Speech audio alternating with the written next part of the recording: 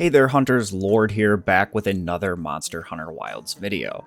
In today's video, I'm going to be doing something similar to what I did back in Monster Hunter Rise with my chain crit video, which was later renamed to Burst. And since the skill Burst has returned here in Monster Hunter Wilds, I want to go over all of the boosts that it gives you from level 1 to level 5 for both your element and your raw attack on each of the 14 weapon types. In this video, we're pretty much just going to be going over the numbers, so it should be pretty short and sweet. With that said, let's go ahead and jump straight into it. So, like I said earlier, Burst is a returning skill that has been in the game before, and it promises raw attack and elemental attack bonuses while continuously attacking the monster. So in my testing on all weapons, after just 5 consecutive hits on the monster, Burst will activate. And then, depending on whether or not you have a certain set bonus or not, it takes between 3 to 5 seconds to wear off. So as long as you are continually attacking the monster, you should have absolutely no issues keeping Burst up 100% of the time during the fight. I use this on pretty much all of my sets. It's one of my favorite skills. So let's go ahead and jump straight into the numbers. So there are 3 main classes of weapons that we have here in Monster Hunter Wilds as far as burst activation goes. We have kind of our heavier, slower hitting weapons.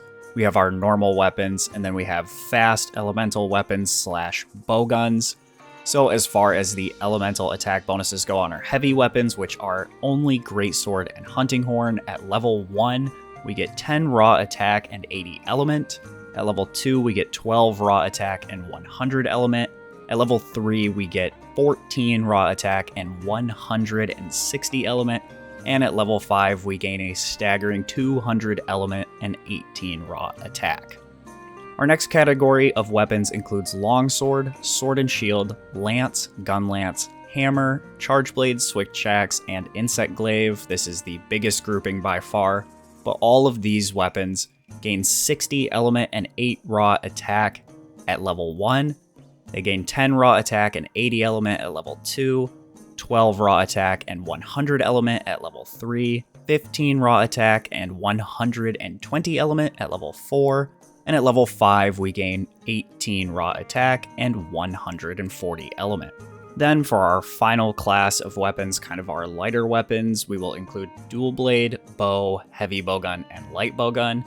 So for dual blades and bow, the elemental values that you gain at each level are the same, with 40 at level 1, 60 at level 2, 80 at level 3, 100 extra element at level 4 of Burst, and 120 at the final level of Burst.